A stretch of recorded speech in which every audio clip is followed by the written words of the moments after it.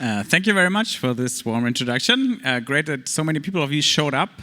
We want to talk about the topic NFTs are down, and now AI looms. How can creatives keep their cash flowing?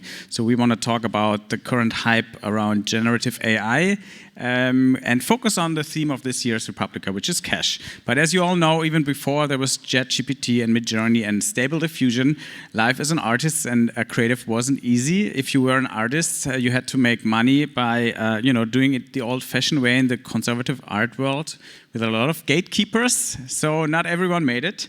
And if you are other creative illustrator, designer, whatever, you were either a freelancer or you had to work for a creative agency that probably had to struggle itself to make money, so salaries weren't that great. But maybe now everything gets better, or even worse. Let's find out together. We want to talk about how AI could be used for artists to maybe improve their work, to maybe make even more money, to think about what regulation should be in place to make life for creatives in the age of AI easier. And we still want to connect to last year's topic, because we had a session here last year too, where we were talking about the NFT boom and what it means for artists, because suddenly there seemed to be a tool for artists to make money on their own and with their own community, and then NFT prices crashed. So we'll see what's left of NFTs and if that's maybe still an option for artists. So that is an introduction. Now let me introduce my great co-speakers here on the stage. Please welcome Julia Schneider, aka Doc J. Snyder. She's a Berlin-based comic essayist. She is a PhD economist, so she knows about money without having much of it, but anyway, she knows about it. And a former consultant in the field of AI. Great to have you, Julia.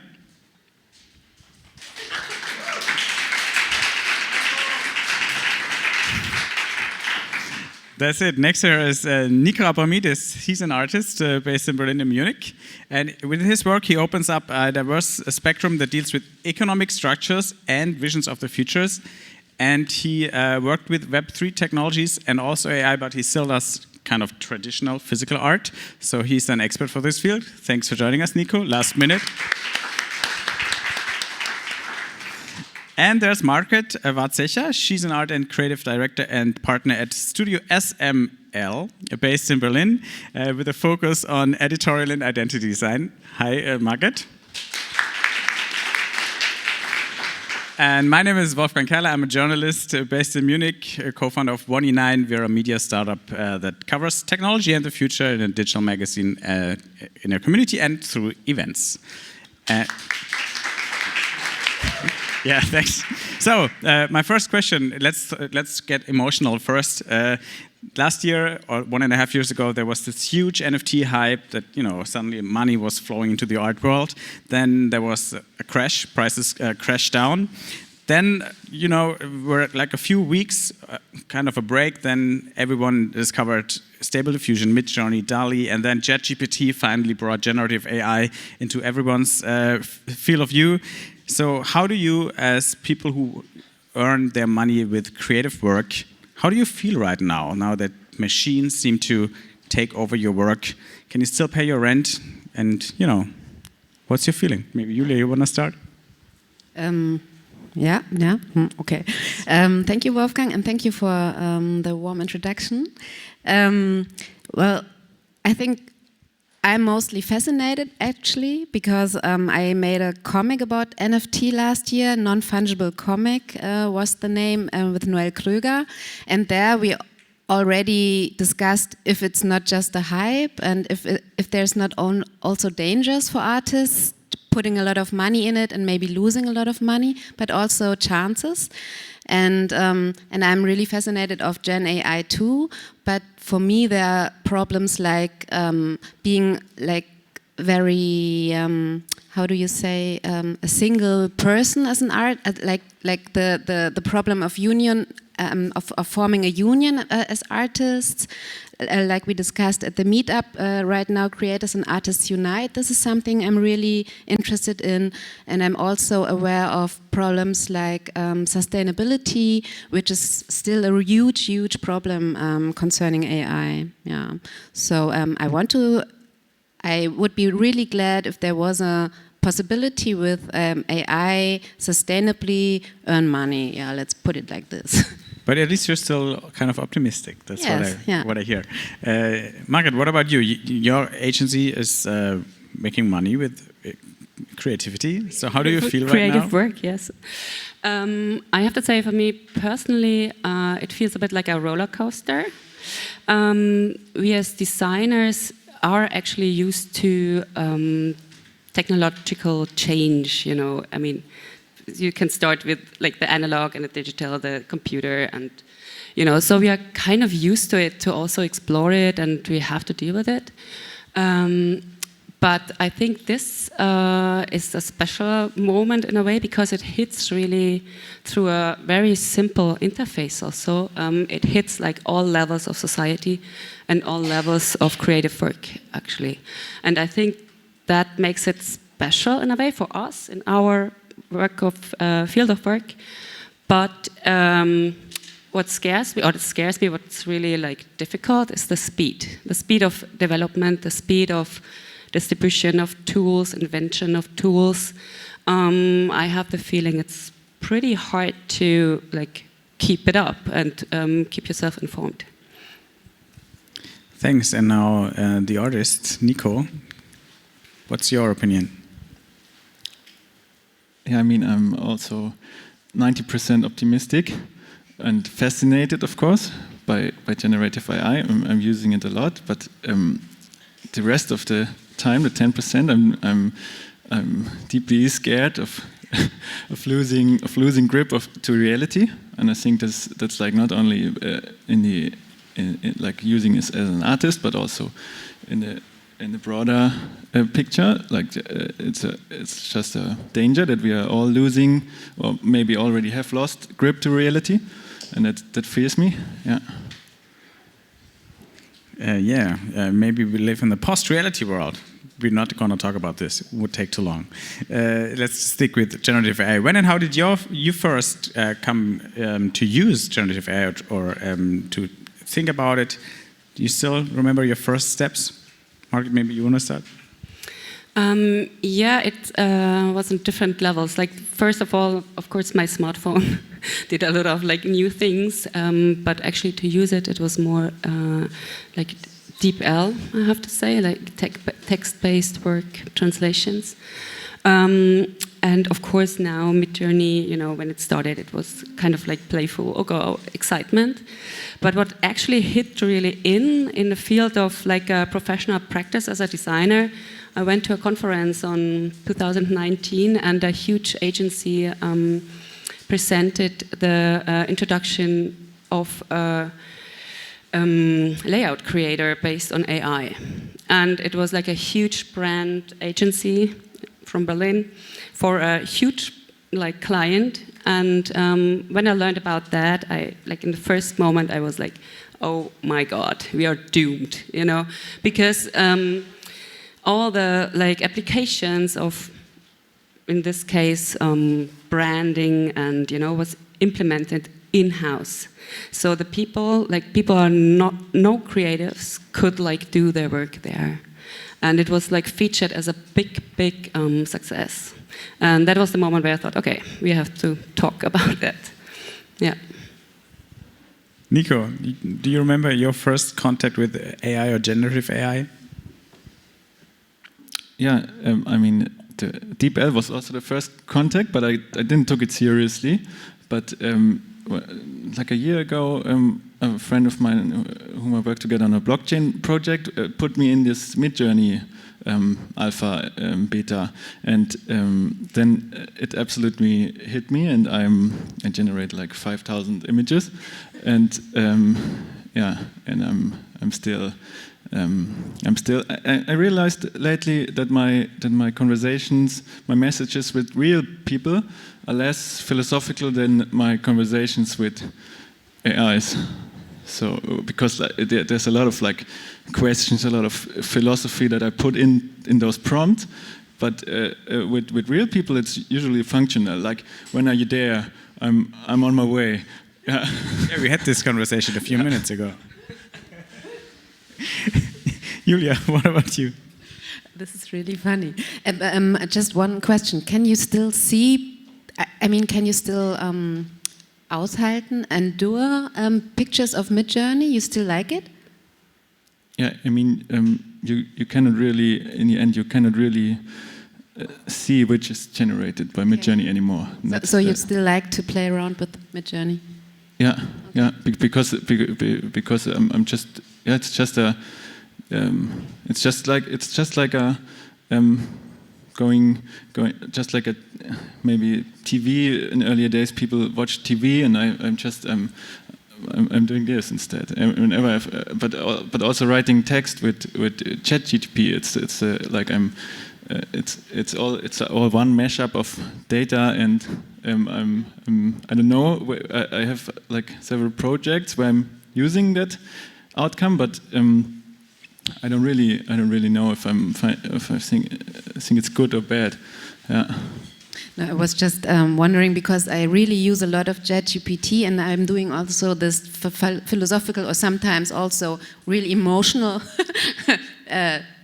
exchange where I ask about conflicts or matters.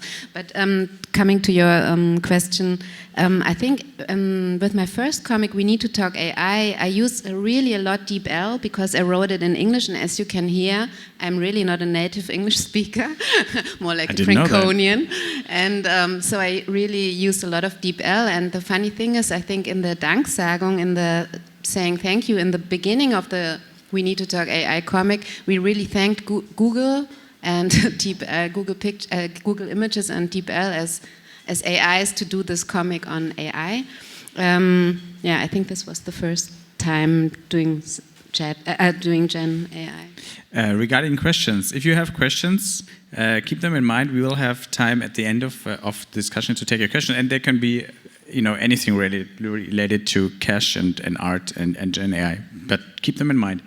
You already kind of touched the question that I wanted to ask next, and that's to what extent you already use Gen AI in your creative work, or if you maybe reject the use of it, but you already, well, all of you said you're using it, so how do you use it in your daily work, and does it make your work easier? Can you do things faster than you did before, or does your work get better? So what's your daily usage of AI? Maybe you want to start? Yeah. So we actually use it right now more in like provided plugins in already existing programs, the neural filters in Photoshop or text-based work, and we use it right now for brainstorming, for kind of framing ideas, not for real image creation, because that's also not what we are doing in the studio, but yeah, it's more for prototyping actually. So, we use it as a tool to fasten up like the first steps of a design process. And for that, I have to say it's actually very helpful. But in our practice, we are working a lot also with other people, with other creative people. If you talk about type designers or photographers, text writers, authors. So we are actually combining all those different moments to create a product, a digital product or a book or whatever. So up to now, we are still using it for us and our setting, but we don't have our own network we train. I mean, there are different agencies who can, we are small, so we cannot, up to now, we cannot. But bigger agencies, maybe they have actually their own networks already. So this is, the data sets, yes, for creative output, for image generation. You said you are collaborating with a lot of other creatives, type design, content writers. Do you think you could replace them with AI and do the whole thing on your own? Yeah, that's the big question right here. So I think certain parts will be done sooner or later by AI. You know, I think that all the repetitive work, like typesetting or whatever stupid Photoshop work, can be done by AI, and it will cost a lot of people their jobs. I'm not in this very optimistic way, because I think, you know, if I can refer back to this example of the layout creator, of course it was maybe perfect for the client, but a lot of people actually lost their jobs just doing very simple, low-key design work, like on a surface. And I think for them it's actually a threat. That's what I think, because we also have to talk about efficiency on money, and this is like the first kind of thought you have, you know. Of course, then I write, I'm sorry, Wolfgang, but then I write my text by myself, you know. And so there are some problems linked to it, I think. It's a matter of quality, I think. So I think we are the people who can prove the quality. We have to evaluate, design the output of the AI. And it's also a question of how you want to work. You know, if I want to work in a network of people, and I also need them. I need like experts on the other side. I need like kind of their experience, their judgment.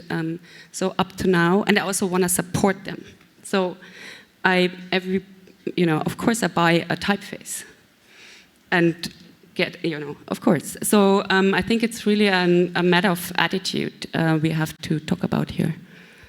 Yeah. But for your agency, your studio, it seems like AI right now is a useful tool to make life easier, and you personally don't feel threatened by it, right? No, I'm personally not threatened by it, because I think I have the possibility to educate myself on the on change, on the technological change. I have somehow the money also to, for example, be here and get informed. But I think there are a lot of people who are actually don't have the resources and the education. So I think we really have to talk about more, a general idea of design education also. I'm also a design teacher, so of course I think, you know, how to educate young designers in this development. Yeah, but me personally, up to now, I'm not, I'm not scared. But of course, the field of graphic design will change. Okay, we'll talk again next year. Yeah, exactly. Maybe I'm a plumber by then. Yeah. Yeah. Well, or you build Wärmepumpen. Nico, you said you created like 5,000 pictures with Midjourney, but it sounded like a lot of it was just, you know, trying stuff. Did you use it for your actual artworks already? Yes, I did. Indeed, it's like I cannot really make a difference where there's no AI involved, and people often ask me, is this generated, or something like this, but in the end, it's just a big archive that I can use, and the good thing is that I can use it free of copyright. And that's for artists makes a big difference, because before that, you only had like image search, and you just had like a lot of images that were all copyright protected, and now you can generate images that are not copyright protected, and that gives you a lot of freedom.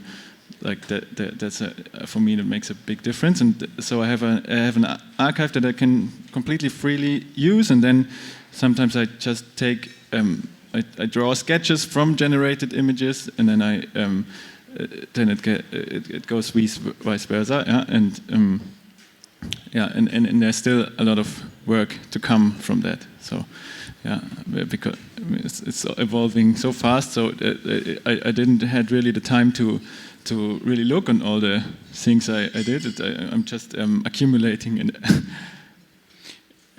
But you know, your physical work, your sculptures, your pictures, they can't be replaced by, you know, other non-artists, quote unquote, so easily. But now, if you're relying on Midjourney or Stable Diffusion or other tools, anyone can do it. So why should people get your art then?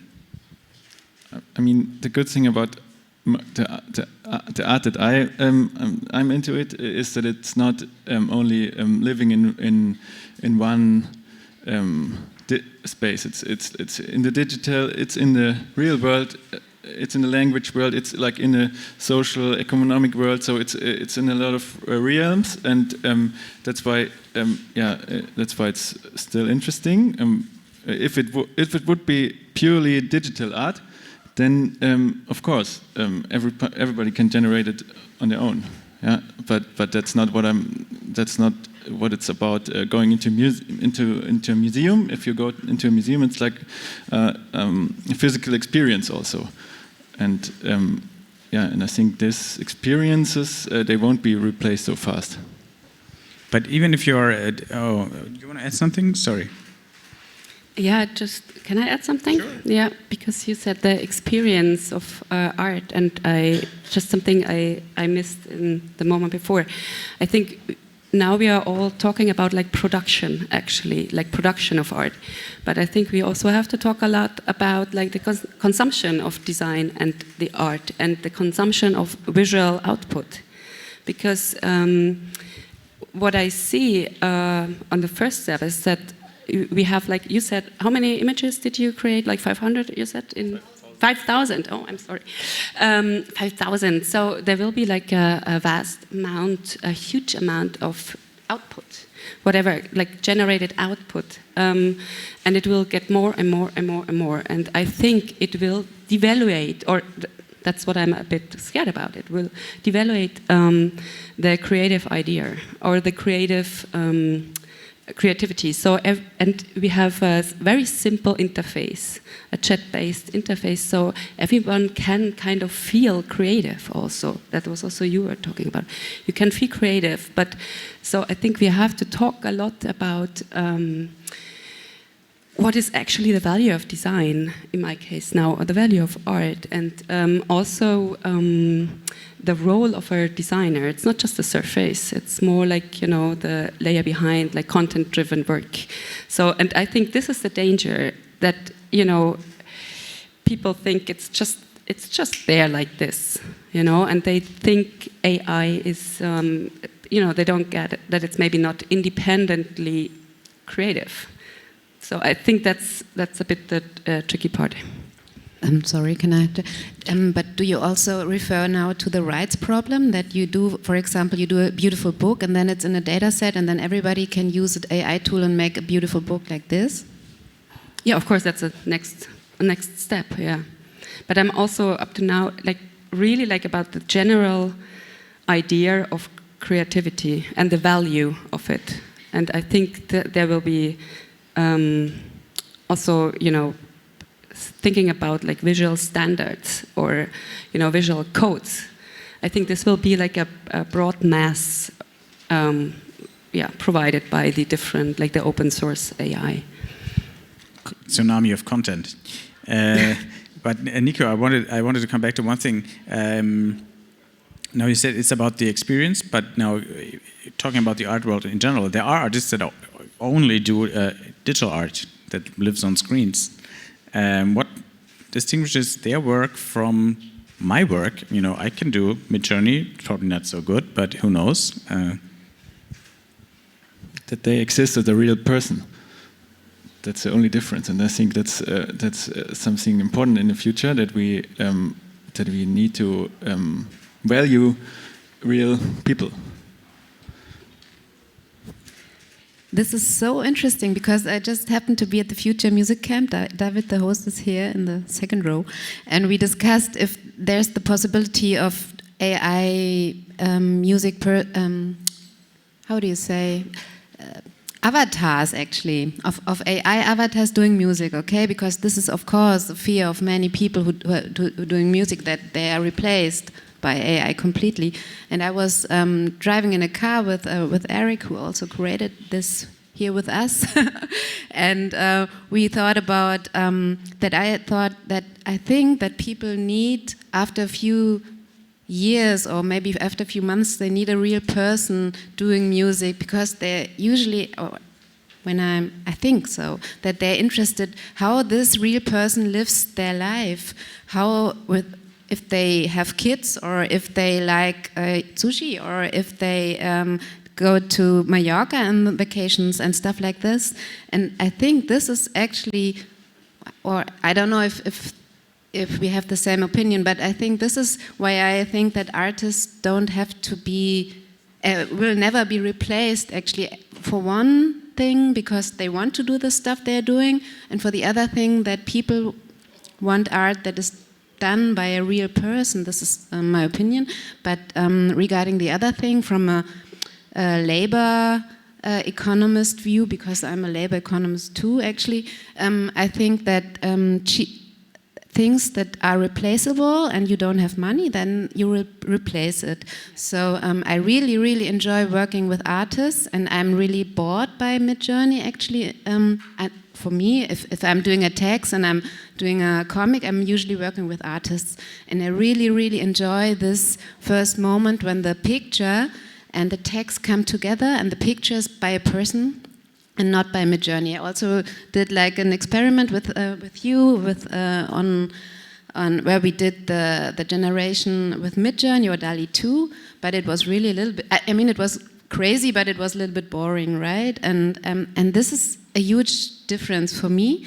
But yeah, if you want it fast and easy, then you will take AI. And another thing, also on Future Music Camp, they said that I think the distributors already write thousands of emails per week to Spotify or platforms and say, pitches with their artists, okay? They say, hey, why don't you take this artist in your recommendation and this and this?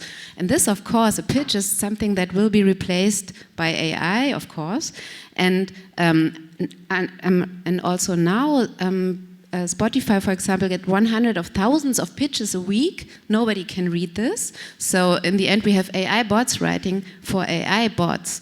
And this is something where you also can ask, okay, what does this to music? What does this to art? Okay. So because we want to answer the question of how creatives can still earn their cash, so I try to figure out one first conclusion that in the art world or in creative processes, if you have a position where you kind of control whole project, where you are the one who makes the quality assurance in the end, you know, who's the project lead, then you're probably not threatened yet, because you need someone, you know, to have a look at everything from all the different contributors, being it AI or human contributors. Then you're kind of safe for now. Or if you're in the art world, where the experience, but also, you know, the person behind the art counts a lot. Or if you're working on projects where you need this human exchange to figure out what's the message, what's the style. But even in this case, I think if you deal a lot, because from what Nico said, sounds a bit like he's talking to AI a lot, so he kind of has this level of conversation with the AI that you probably experience with other creatives. And maybe I'm too stupid, but I've never experienced this prompt that gives me the same as a comic or an artist person that has their own body experience. We know you're not stupid. Just to clear that up. So, but what about the other people working in the creative space that you mentioned? Do you have any advice, ideas of how they could, you know, not get disrupted by this wave of tools, or how they could still make their living?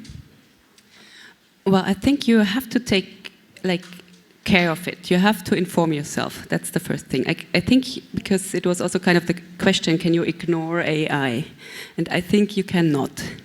So that's like the first thing. And I think there are really powerful possibilities. You can, you know, the interface will change. It will also be like maybe a more inclusive interface, for example. You can like prototype faster. You can like, of course, you can speed up your process. And but I think the main power will be always the combination of like the machine and the human, I think. And also with like up to now, still also this moment of like controlling. Because controlling the output, controlling the data which are used. I think you have to deal with it and find your specific application. That's all I can say. But you said it's going to be more inclusive. So I would say, I got great ideas for illustrations, for movies, for games, but I don't have the technical skills to do them. So maybe these systems get so easy to use that I could just pitch the idea to an AI, and then it will write the code, it will do the graphic design, and then suddenly they found out that I'm a great game designer. I just didn't have the skills before. Do you see this? That maybe people get in your field that weren't there before because of the technical skills, and do you think that's a good thing, or do you think that's a threat? I think that's a great thing. I think it's really, really great that people can be creative though they lack the skills or the money or something like that. And I think actually the question is broader. One thing really, sustainability is really important, really. It's not just a nice to have thing. This is one thing we should care. And the other thing is that we as a society have measures to for example, taxes. We can tax corporations, and then we can pay money to the people in the society, and they can be creative. So I think I would rather have a society where it's more it's not so competitive, and it's more like, don't lose and be aware that you can use all the tools, but that we as a society dare to tax. Yeah. So do I hear that you think the answer to the question of this panel will be the universal basic income? The economists say that there are problems, and actually I personally would love a universal basic income, like 2,000 or 3,000 euros. And I think, we should think and talk big and not just use the AI tool A and B. Can I add something? I think this moment of people are entering the field of design through new technology. I mean, this is something the design scene is dealing with since a very long time. We always have theme-based design, open source design, and I think it's really a good option for people who don't have the money to to hire me, for example. So that's a good thing, that you are able to actually you do it by yourself. So I don't really consider it as a threat, because it was not like that before yet. But I think that we designers still really have to go more into a consulting profession, and because we know the history of design or the visual codes, and I think our job will be really to analyze the output and also help institutions, clients to deal with it. Nico, my arts teacher always said, Kunst kommt von Können, nicht von Wollen, sonst hieß es Wunst. And he quoted someone, I don't remember who it was. Karl Valentin. Karl Valentin. Karl Valentin. All right. Oh, as a Munich person, I should know that. But I was in school in Nuremberg, so they didn't talk about this. Nico, what about? I tried again.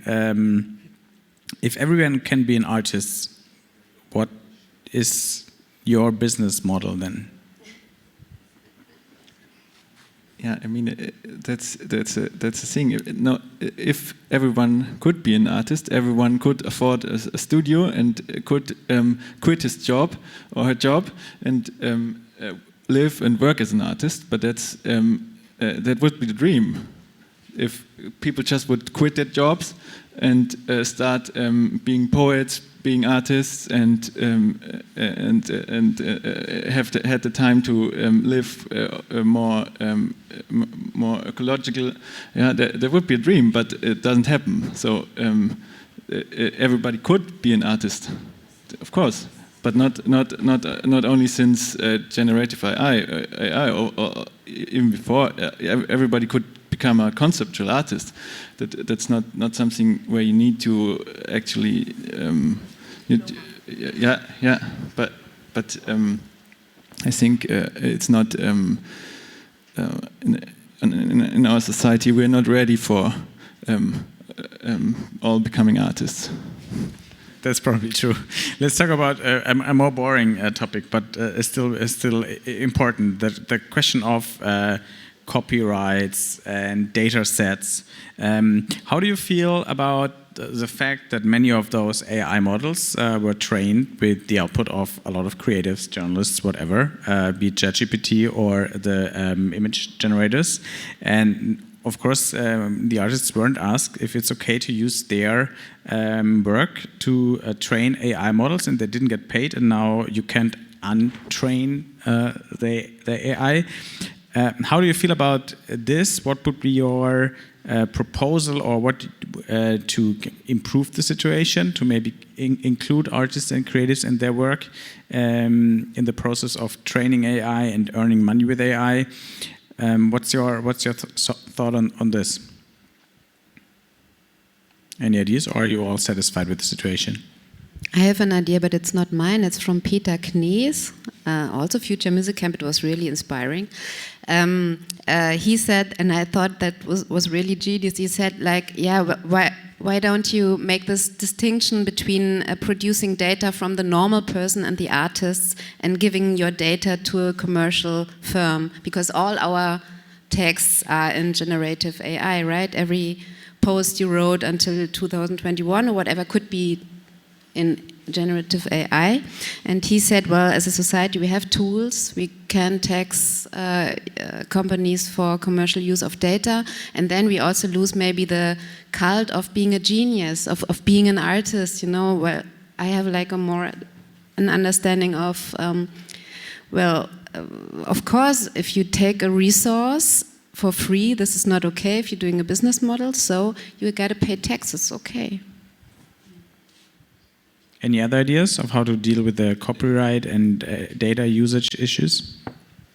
Yeah, just a few days ago I had a conversation with a writer, and we concluded that it is not about the things being public, that your data gets public, but it's about things that were public before getting privatized. So if public things, if a company privatizes on like public knowledge on art, that is all art to the big extent. Art is public. You don't have to pay to go into a gallery. You don't pay using viewing images online. You don't or you pay very less for museum entries, very little. I mean, and in the end, all those images, all the data that was public before, now a private company can earn a lot of money from it. So that's a problem. And if you realize that the company doesn't even pay taxes, but you as a normal person have to pay taxes, so there's something wrong with this. And what would be a solution? Do you have an idea, or not sure? Yeah, like financial transaction taxes, things like this. In a bigger scale, I mean, all those questions, they always lead to like bigger questions, and in the end, you cannot solve any of those things in a small scale. Yeah. You know, but what about if OpenAI or any other company or an open source project says, okay, we're gonna create a completely new data set to create our next AI model, and here, opt in if you wanna be a part, if you want your data, your work be a part of this, and then if you make money, you know, you get some micropayments, and you earn too. Would it be something that you'd like? Because in the end, it would of course be a pay for AI model, probably, if it's not open source, and then you probably wouldn't earn something. Would you agree to such a deal?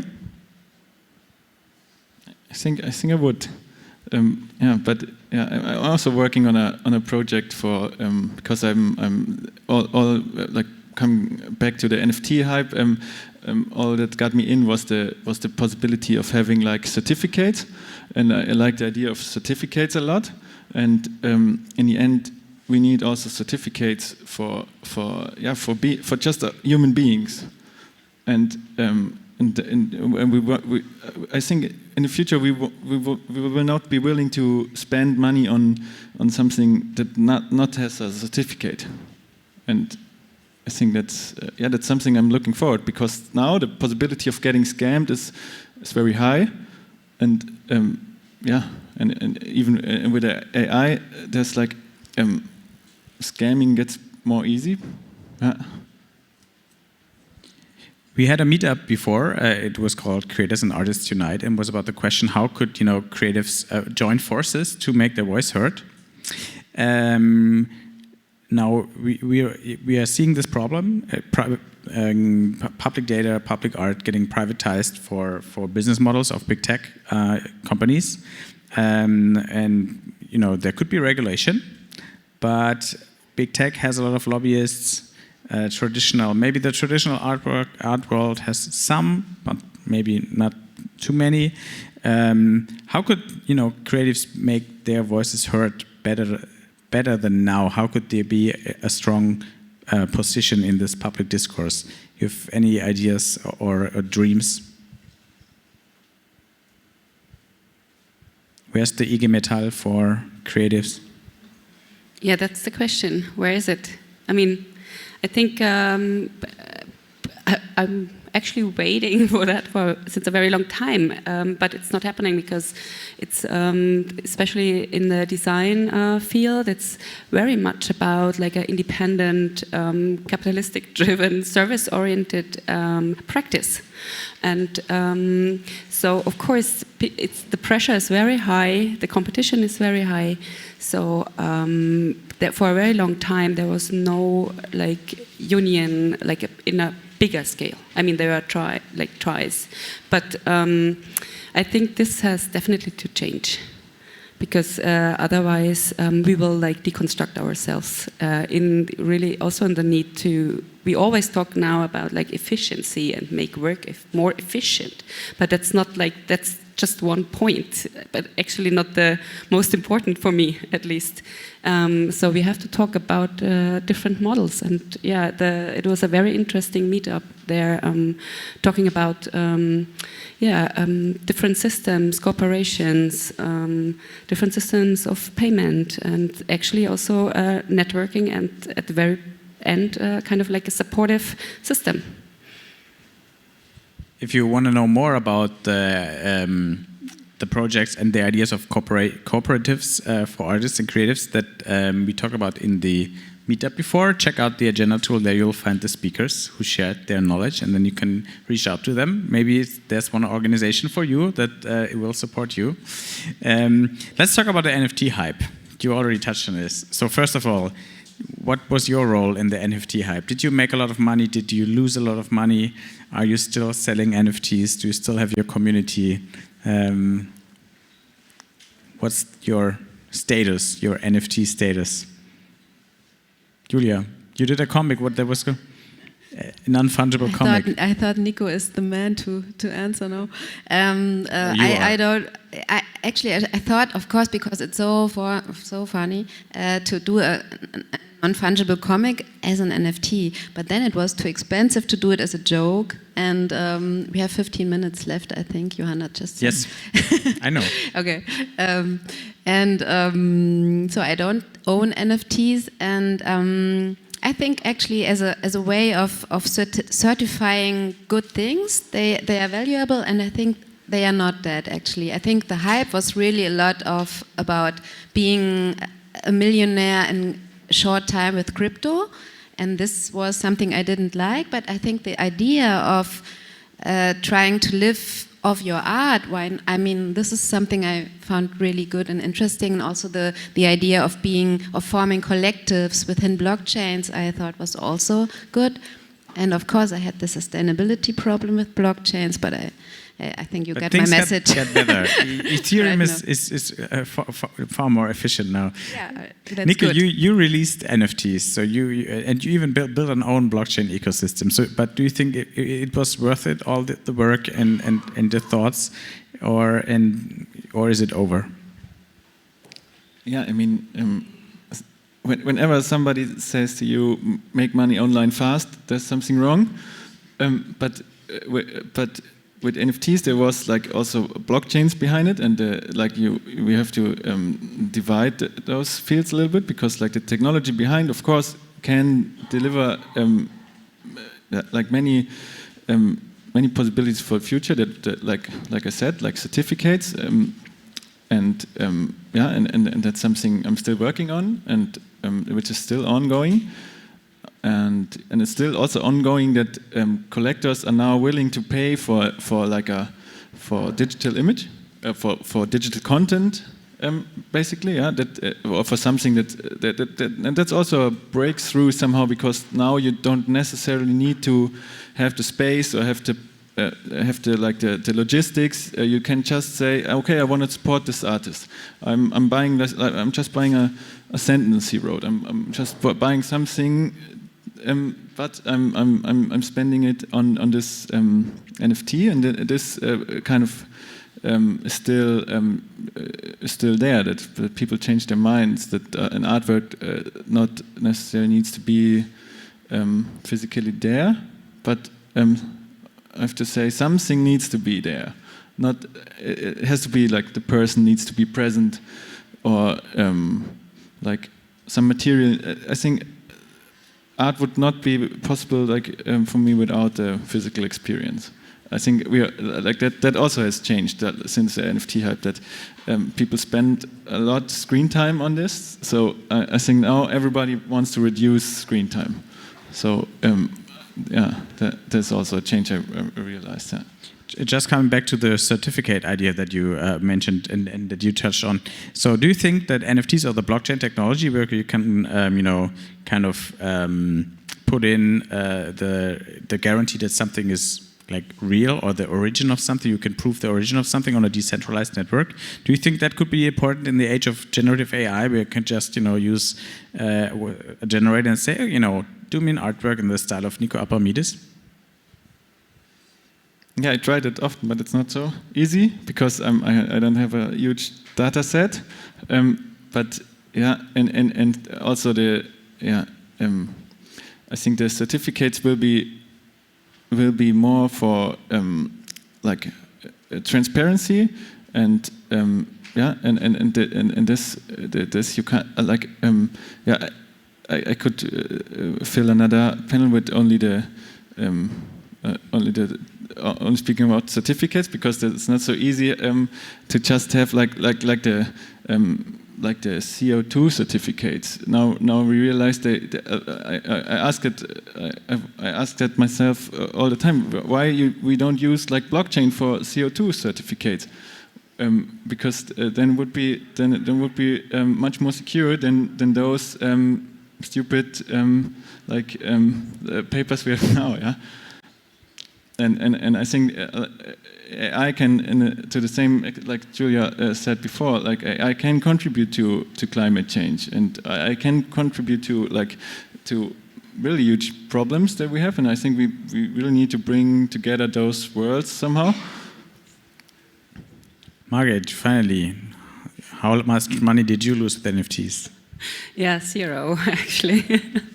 No, it was always kind of somehow closed field for me in a way. I mean, we were talking here last year about it also a lot, but not in my personal life and practice. It was never a big topic, but I also think it has to come together in a way.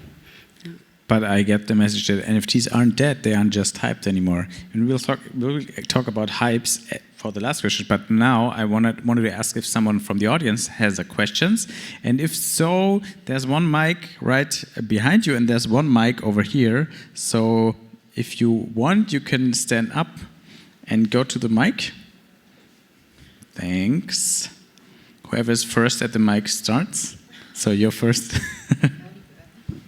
Hi, hello. Thank you very much for this extremely interesting discussion. My name is Pauline Barda, and I work for a trade union called Verdi. It's the United Services Trade Union.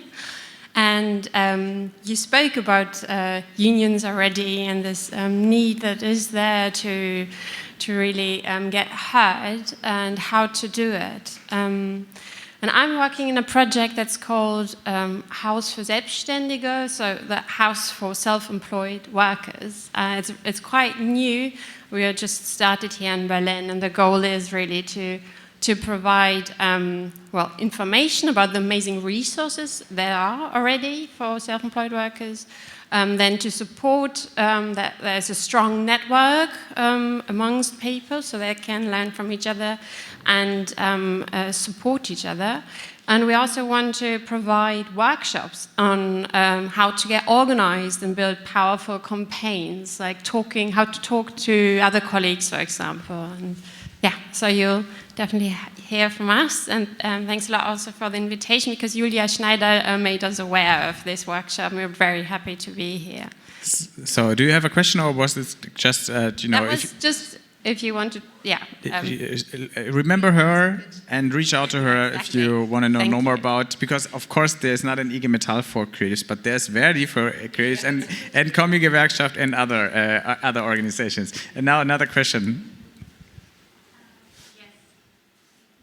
Could we make the second mic work, please? Try it again? Okay, thanks. We are into physical experiences, so taking a walk is good. Okay, yeah, so that one works better.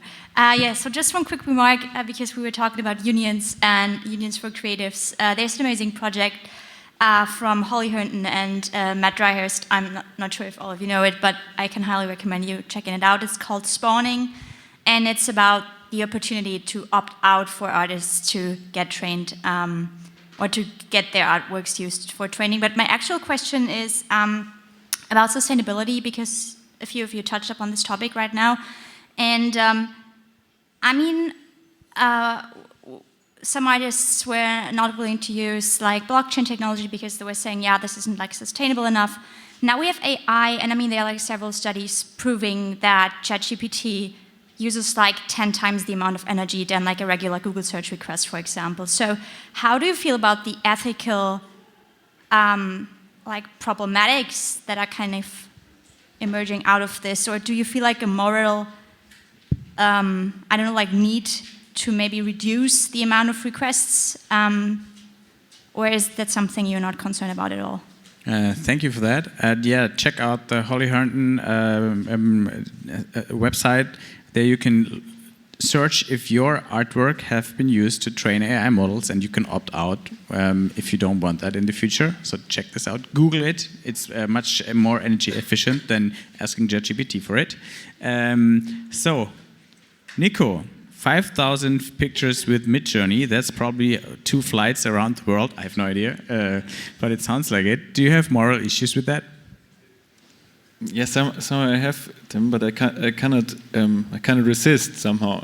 I'm addicted to just using it. Of course. But yeah, that. I feel like that's not an excuse, but I feel like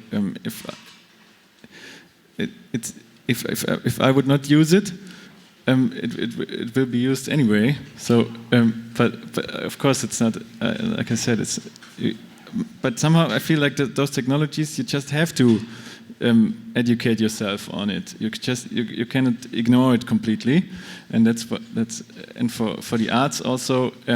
There's bigger footprints on logistics.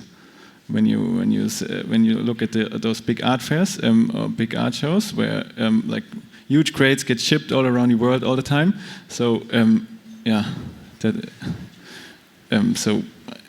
there's also other aspects. I don't really like the approach of always with new technologies. Of course, you have to look on the footprint, but when you just demonize it. Because of that's also not the right approach, because again, we need governments to make laws that tech companies need, like green energy, and that's what we need. I think I'm not 100% sure that the European Union AI Act includes some parts about energy efficiency, and there are some, like the next thing will be smaller and more energy efficient large language models and other AI models, or edge computing, where you don't have to do it online all the time. So companies and projects are working on it. Julia, one quick thought, and then we have a final round. Yeah, but thank you a lot. I mean, I'm like a parrot. I'm repeating this over and over, that sustainability matters, because I think many people are not aware right now that every time they use ChatGPT, they use a lot of energy. And actually, I happen to do a comic on AI and sustainability that will be released end of June, and it's called A Pigeon's Tale, together with an AI firm that works also on regenerative AI. And there we discuss both sides, like the opportunities and the risks, of course, and that we as a society urgently need to be aware of this and not just taboo it away. So, is there any quick question in the audience? If not, I will ask a quick question. Well, we wanted to talk about what's the difference between the hype around NFTs and AI. That's why we developed this question when we were talking last week. So, but let's talk about another thing. Which will be the hype next year? What's your guess? Because it seems to be like there's this one big tech thing every year that kind of disrupts everything, and then not so much is left after 1 year. What will we talk about next year? Will we still talk about AI? Will it still be that big of a thing, or is it maybe overhyped? And there's another thing coming up, mixed reality. Maybe it will come back tonight at 7 p.m. There's the Apple event where they might present their MR headset. So what's your guess? Will AI be a thing? Will there be another hype? I say sustainability and AI. I think AI will be used by really everybody, also in school, also in education, also in every job. And I think that we need to talk next year about sustainability and AI. Nico. Yeah, maybe like a little bit of a joke. Maybe the hype will be long living products. Maybe people will search for, like, I have a screwdriver that is 50 years old. I have a shirt that's 30 years old. Maybe something like this. Maybe the hype will be about like reusability or something like this, repairability. But maybe that's maybe that's an illusion. Well, maybe not. And we could think about how you could reuse creative work. Margaret. Well, I also think AI will stick. It will stick and be like more implemented in our society. And I hope we're going to talk about really more of a humanized, post-capitalistic market in a way. And the collective idea of our society. All right, so thank you very much for this insight. So we didn't find all the answers of how creatives can still make their cash in the ages of AI, but NFTs are still a thing to sell art, to do certificates on art. So it's not over. Just maybe the crypto guys who wanted to make their Lamborghini as quick as possible are out of the game, but not everyone. The human touch is a factor. The experience is a factor to still make money. But for repetitive tasks, could get difficult. Anyway, thanks for this panel and for your thoughts. Thanks for taking part in this. There will be a workshop where you can get hands-on with AI for creative writing, for video generation, and in the VR space, just down this floor on the left side in 15 minutes. You shouldn't miss that. And anyway, have fun, and thanks for being here. Bye-bye.